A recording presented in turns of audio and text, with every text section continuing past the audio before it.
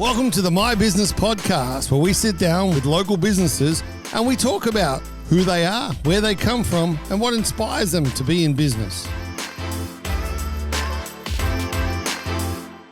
Hello and welcome to the My Business Podcast. Today I've got with me Manuela Whitford from the charity Friends with Dignity. Manuela, welcome to the My Business Podcast. Hey, thank you so much for having me. Really Awesome. Appreciate it. No, it's lovely to have you here. Look, I'm absolutely stoked to have you here because what you do is such important work, and I can't wait to get this out to our listeners. Tell me, what is Friends with Dignity and what is it that you do? So Friends with Dignity is a national not-for-profit and we are volunteer-based. We really try and engage the community as best as possible to assist men, women and children impacted by domestic violence. So it's really trying to engage people in our practical programs and just to help those people with a step up and start again. Oh, fantastic. Because, look, we hear so much about this on the news nowadays and what I guess an epidemic it is, this, unfortunately, domestic violence. How long have you been around? Tell me, how did Friends with Dignity start? So Friends with Dignity officially started in 2015, but prior to that, I myself have been a victim of assault, and that was sort of the catalyst of me coming over to Australia. I left South Africa in 2010. I was very fortunate to secure a job with Queensland Health, working within corrections, and I guess through that position as a clinical nurse, I recognised a gap in the system where victims of domestic violence were actually becoming perpetrators themselves. Really? Yeah, and they were seeking refuge in a prison. And to me, that was just diabolical. Like, I was just overwhelmed at the lengths that they would go to escape that environment. So, you know, looking back and at my own experience and how many people just stood by and didn't help me or do anything, I was in that position to give back. Yep. And how fortunate are we to be in a position to give back? And you know what? Australia's done so much for me, and this is my way of giving back. Oh, fantastic. That's amazing. So what are the practical programs that you do run with Friends with Dignity? So our main practical program is our Sanctuary program, and that is when we get a referral through services and registered agencies to assist their client who's now moving into independent living. And honestly, it sounds just easy, but there's a lot of work that goes behind the scenes. I can imagine. And it's really about just getting the key access to this house, and we just transform it and make it a home. Anything from white goods to soft furnishings to beds, you know, food, anything that would get make it ready to be lived in. Absolutely. What you would think, you know, would make you comfortable, that's what we try and put in there. We try and make sure that the people are as comfortable as possible. You know, put in their favourite colour and a bit of their arts and crafts. So you get to know a bit about them before you do this for the house, the sanctuary? We do. Yep. You know, it's something personal. It's something that makes them feel special. Domestic violence is, as you said, an epidemic. We call it the pandemic of our society at the moment. And honestly, people just feel, there's just so many of us that are going through this. No, they're going through it, and we are going to make every effort to make them feel as special as possible. Sure, that's awesome. What's their journey to get to being in that house from I guess from the abuse being committed against them, you know, whatever that may be, to the point that, you know, you're going in to furnish the house and do everything that you do. What's their journey from that point to getting into the house? Look, we're not in the crisis, That's the crisis space. Management space. Yep. We're not in there. Fortunately, we're not. Yep. But unfortunately, it does happen. And, you know, for most, when they leave that abusive relationship, that's possibly not the end. It's probably the start. Sure. You know, domestic violence in itself is all about power and control. And once that perpetrator loses that power and control, possibly the abuse escalates even more. Sets off a chain of... Absolutely. So, you know, I don't think their journey ends there, just from us doing a home for them. But the fact that the community engages into making some sort of difference and empowering these people to get away, I think there's some, satisfaction in there for us as a charity that we are able to provide them with those resources, because what we found is many people don't leave a relationship because of a lack of resources. And how sad would that be? Yeah. Yeah. So in our little part in the whole, scheme of things, we're very proud to be able to do what we do. However, I do maintain that the abuse doesn't stop there. It probably carries on for most of these families. Sure, which is really concerning, isn't it? That Absolutely. Even when you make that choice to go, that could actually escalate it, and probably another reason why a lot takes so long to get to that point, and often maybe even don't stick with it when they do. Absolutely. And, to them receiving that home that's fully furnished is probably a way to empower them even more. Absolutely. And possibly give them the strength to actually keep that battle. Absolutely. Stick with it. Absolutely. And you've made the break now. For sure. Yeah. Oh, fantastic. What type of essential items, crisis packs, do you provide through, urgent requests to the program? So anything from toiletries to a pram to a bassinet. Whatever's needed. Financial assistance as well. We've had a request for money to get a new ID or a birth certificate, because without that, you can't claim anything from Centrelink. So it's anything from a driver's license renewal, rego renewal, anything like that. Anything that's needed. Absolutely. And I guess that's different with every case you come across. Every case is different, yes. Sure. So monitored personal safety devices. I think you provide them through your Friend Safe program. Can you tell me a little bit about that? Yeah, so it could be a smartwatch, it could be a pendant, and that is a device that it's really working with the current way we're going. It's the digital platform, isn't it? So in the past, what we've found is that perpetrators go for your phone and they get rid of the phone, or they smash it, or or tap it, or whatever they do. Yep. But the smartwatch is like anything, like an Apple Watch. Yep. And it's something that they can just at a touch of a button access their contacts, whoever they nominate to be a safe contact that they can press that button to and reach. It's a call for help immediately. The police then follow up. It goes to a call centre. So somebody is alerted straight away as soon as they're asking for help. Right, just at a touch of a button rather than having to search for somebody, and so it's Absolutely. just straight away. Yeah. Okay. And those devices are costly. We offer them, well, we do sponsor them at over $1,300 each, and that comes with 12 months monitoring. Okay. Yeah. And is that something that's given to them once they've left the initial situation? Not or necessarily. Not? At what point do they generally get those, or it's always different again? Always different, and it's individual. Yep. The services can they do actually refer the clients to us for that device. Sure. Whenever they feel it's necessary. Absolutely. Yep. So they've already done the assessment and all of that. We don't get engaged in that whole part of the process. So the organisations and the services do all the assessment, and then they refer it to us. Great.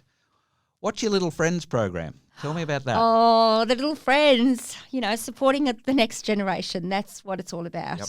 Yeah, and I think with the Little Friends scholarship, it's so important to let these kids shine for the right reasons. Yep.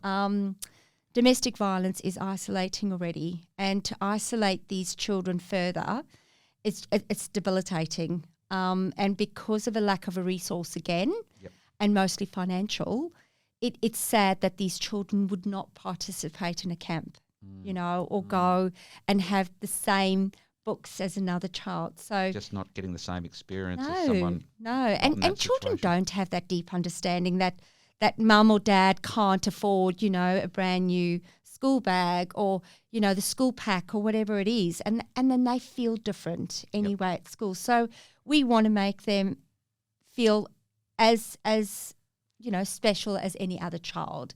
And it's really about them shining for the right reasons. So Sure. it's a biannual program.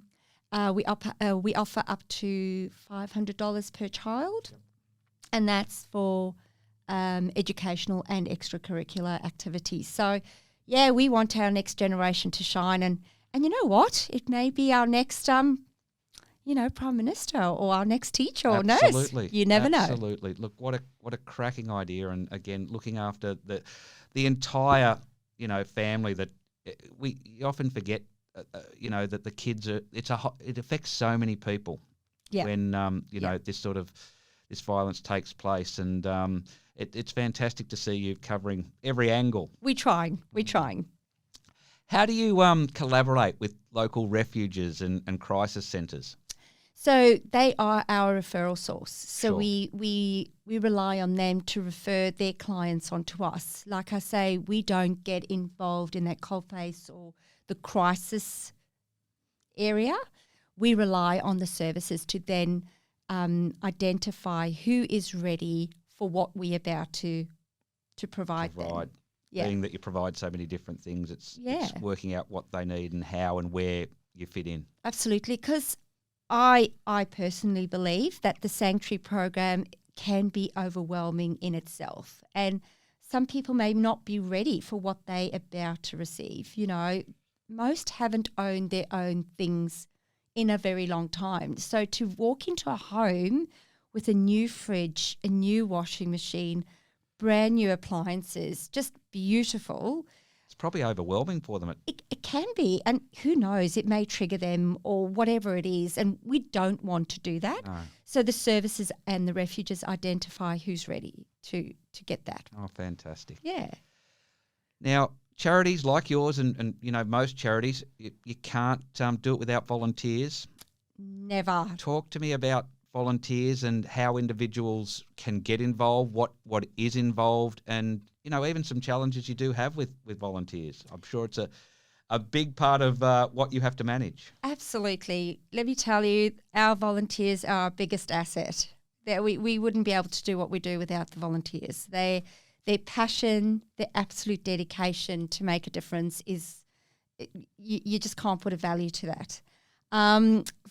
There's just so many aspects or roles you can participate in. There's no set times, there's no set days. You don't have to sign a contract. You don't have to sign a contract. Obviously, we've got some policies and processes that we have to do. There's always that line that we always have to tick. Of course. And just make sure that, they're also safe. We have to make sure that there's a good code of conduct.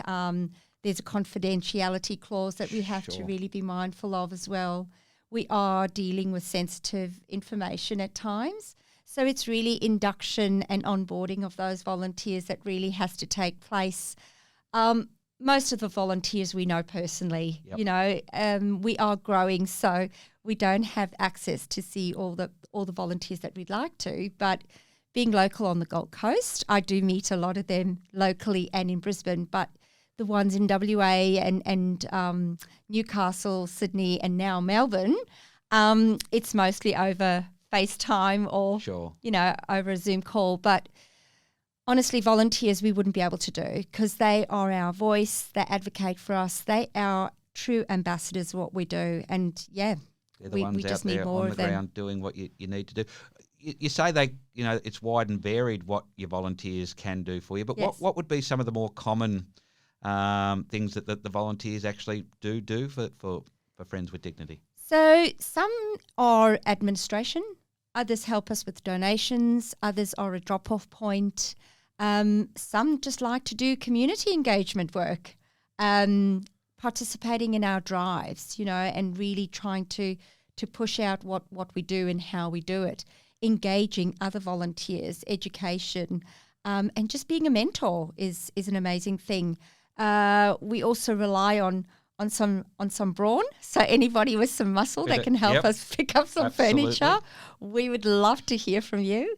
And yes, like I say, we all work together, we support each other, and it's just been an amazing way to make friends. It's shared values. You'd become a family, I would imagine. Absolutely. The Friends with Dignity family. Absolutely. And it might sound cliche, but it does take a village. Yep. No, Yep. for sure. Yeah. Can you give me an example of where a story of a volunteer that's really made a difference to a victim who's come into Friends with Dignity, and where a particular, without giving names or anything like that, where is there anything in particular that you can give me in terms of a story where you just went, that's amazing? Yeah. Oh, there's just so many stories. And that's one thing, is that we never meet the families we assist or the individuals. Sure. Yep. So it's very difficult to sort of see the exact impact you're having. Absolutely. With relying solely on the feedback from the service, it's difficult to pinpoint one specific impact, but the feedback we receive is just so heartwarming. I mean, you look at it and you go, geez, I want to do this again. Yep. It's just such a, it's such a great feeling. And the volunteers get closure with that feedback, knowing the difference that they've made. Yep. They're not just doing this for the sake of doing it. There is a person behind there and a family that they're making a difference to. Yep. Is that challenging at times for volunteers to know what they're doing and know that they're making a difference, but not getting to hear it from the actual person that they're helping? Is that ever do people struggle with that at all, or just knowing that it's being done is okay? I think people generally, we've never had anybody going, oh, I haven't heard what's happening. Right. No. I think generally people just feel good by giving. Knowing that and they're doing, and people give in good faith. Yep. And we honour that giving, and we make sure that we honour every cent and every tangible item we receive. It probably happens a little bit from the other side too, with the victims probably wanting to be able to thank people personally on your side and not being able to either. But look, that's the way the system is set up, and for very good reason. For sure. And they're getting what they need, and you're delivering what you're wanting to. So yeah, awesome. Yeah. All right, we've talked individuals. Yes. Firstly, before we move on to how corporations can help, if there are any individuals listening out there who would love to be involved, or at least find out a little bit more, how would they do that? They go onto our website. Yep. There's a lot of information there. If they want to volunteer, they can just register as a volunteer. We'll work through them, the applications, and we'll work through their requests of what they want to do, what roles they want to participate in, and we'll be with them all the way. Awesome. And that website is? www.friendswithdignity.org.au. That's .org, not .com, .org.au. Correct. All right, talk to me about corporations. How can corporations get involved? Oh, my goodness. Corporations are amazing too. I can't speak any more than just amazing. So the corporate supports that we've got now are just awesome. It's not just financial. It's also hands-on work. So it's amazing how most of the corporate supporters that we've got now, again, we match our values. We've got the right vision, insight, and it's about helping those people within our communities and locally. So it's supporting local, and it's getting the message out there and the social impact that those corporations are doing. So it's coming in, helping us at the warehouse, Yep. Putting some flat pack goods together, getting those ready, setting up a home with us. Their financial support is amazing too. It helps us fuel our van, and it helps us pay contractors. And, as much as we run a charity, we also have to, we've got administration that we have to cover.